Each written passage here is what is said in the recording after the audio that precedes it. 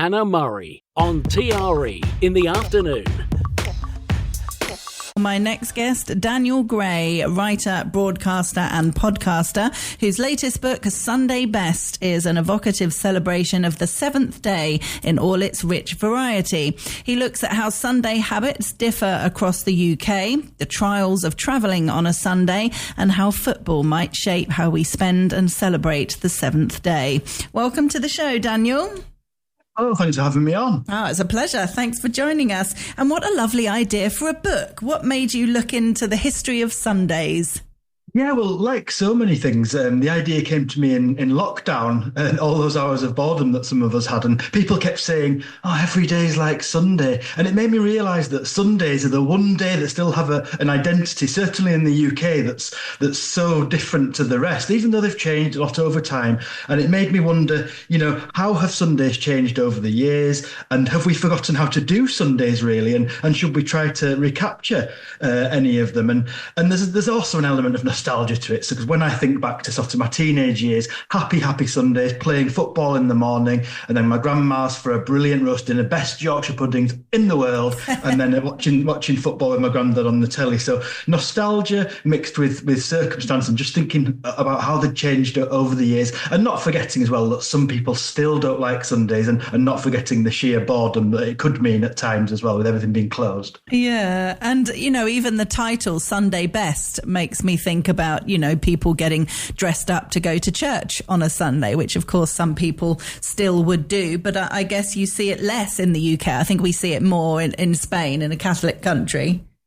Yeah, and really interesting looking back at the so-called Continental Sunday, which in Spain and France and all the rest, that was a big fear of the establishment in Britain in the 19th century, that we'd adopt the decadent ways of the Continentals enjoying themselves more on a Sunday. But yeah, I think probably swapped around a bit more now, and it is generally quieter in Spain, I would say, on a Sunday than it is back in the UK now. But all those traditions, it was the first time I'd been in church for ages, and it was a wonderful morning. I went to an Easter service, and though I'm not a big church goer, it was nice to have that sense of community and seeing the sort of almost hidden Sundays that you aren't aware of anymore. And I did discover that a lot of the sort of totems of the traditional Sunday are still alive and well.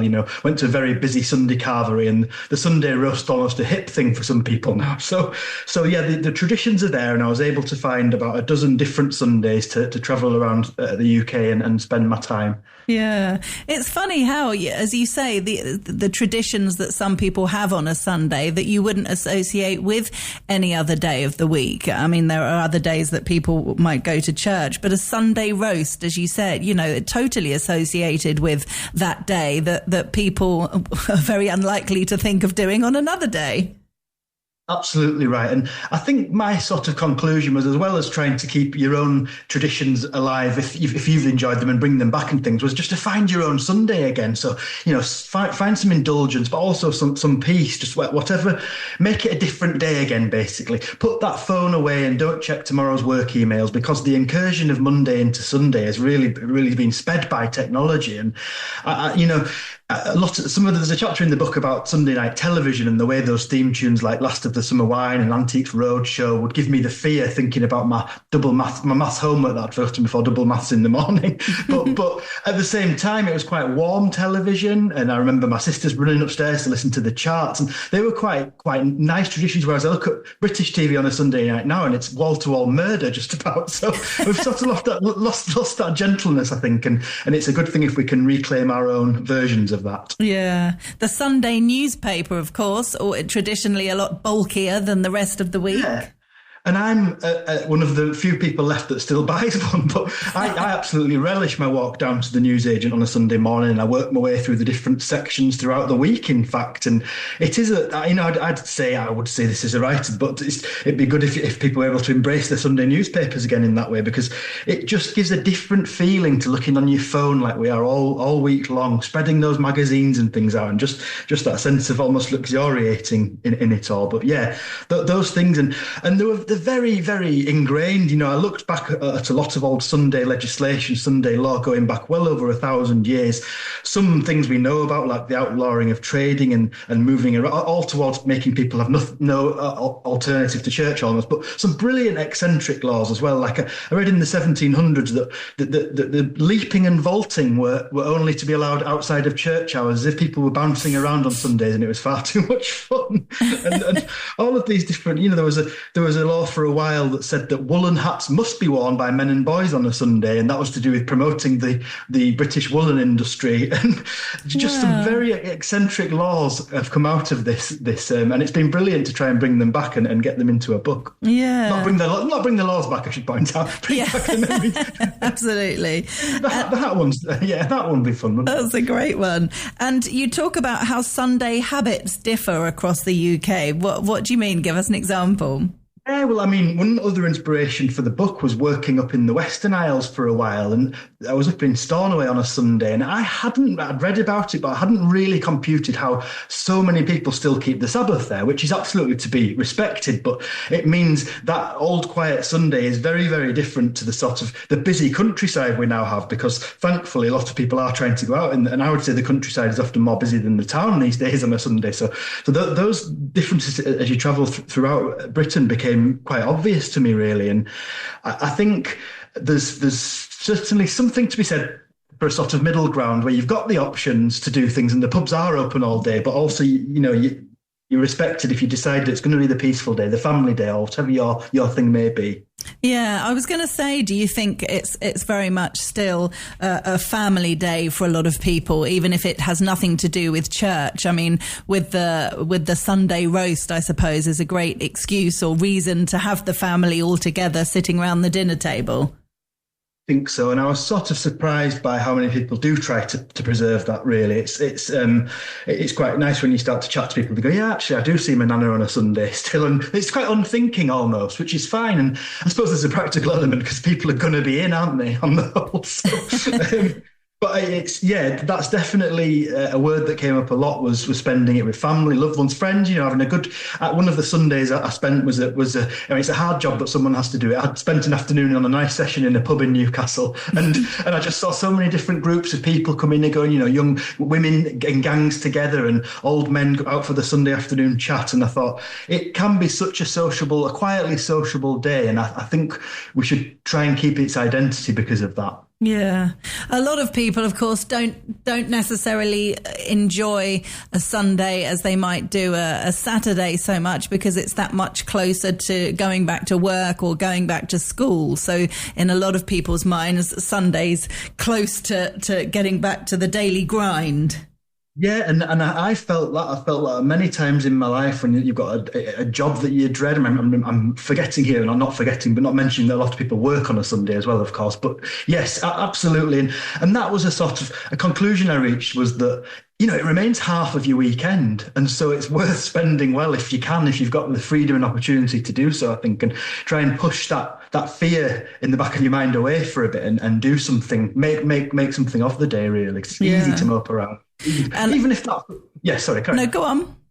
Even if that Sunday is just catching up on some DIY, another great tradition. In the book, I was trying to think of what the sound of Sunday is these days, and does it remain a lawnmower and things like that, and those kind of chores. And I think it does to an extent. And yes, it can be a day for useful chores, but you can find joy in that as well, I think. Yeah, I know you're a big football fan, and that can obviously have a huge influence on Sundays.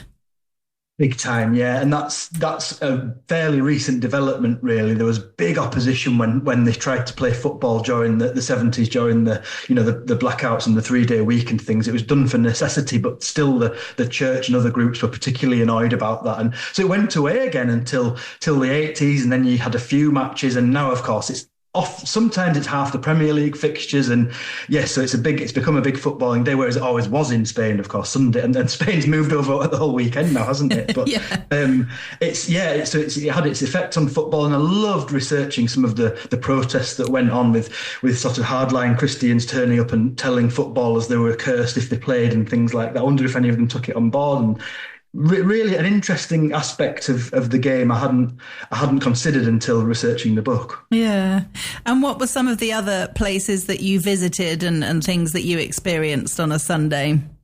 Well, I don't know if this remains a very British thing or if it's made its way to Spain yet, but I went to a car boot sale, of course. Which, lovely. They can happen on either day of the weekend, but it feels very, very Sunday-ish to me. And that was in lovely Northumbria. So that was a leisurely way to spend one.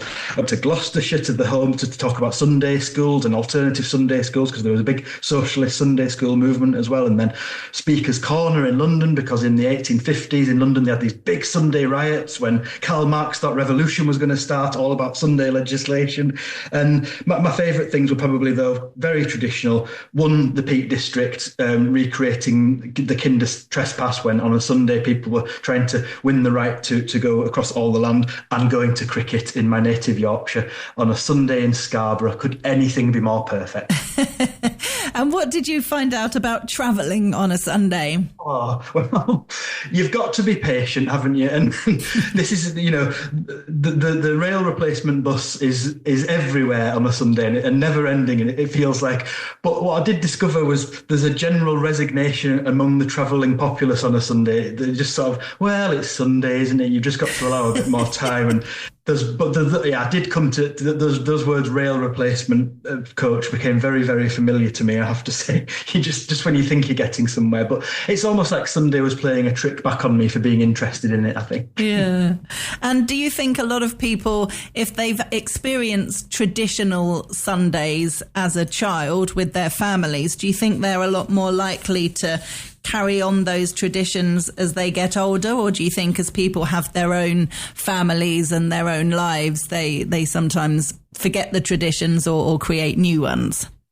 Well, my experience has been that you lose all nostalgia and remember the boredom in your 20s and just want to do something different. But I think when you start your own family, I certainly found that suddenly I was a man that wanted to make sure we all had a roast together on a Sunday and things. So I do think it comes back. That's I guess how nostalgia works, isn't it? But I do think the habits of your youth, you look back a bit rose tinted perhaps, but they do come back to you, and you do think, yeah, that wasn't such a bad thing actually, because we were all together and things stopped for a while, and then the heartbeat theme tune came on and we carried on. It's true, isn't it? I think that happens with a lot of people to do with families as you're growing up as a child, as a teenager. Maybe, not for everybody, but maybe you think, oh, I don't want to be with my family on a Sunday. I want to go out with my mates. And that, as you say, can easily go into your 20s. You want to hang around with your mates. And as you get older, for a lot of people, they appreciate that family time a lot more. Yeah, I think so, and it's it's not just about going back to the roast and those old-fashioned things I've talked about. It really is about making your own, and I think we've it was lockdown in which this idea came to me, and in lockdown we suddenly appreciated nature and countryside a lot more, and that to me is a big key to refinding Sundays is being outside, I think. Yeah, definitely. Nice Sunday walk. That's the thing as well, isn't it? Yeah, absolutely. And those two words go together really well, don't they? Yeah, Sunday walk followed by Sunday roast. Perfect. Well, if people want to get a copy of the book, Sunday Best Travels Through the Day of Rest, it's available on our website, TRE.radio, and it's by Daniel Gray, who we've been chatting with. Daniel, thanks so much for joining us. Thank you so much for having me.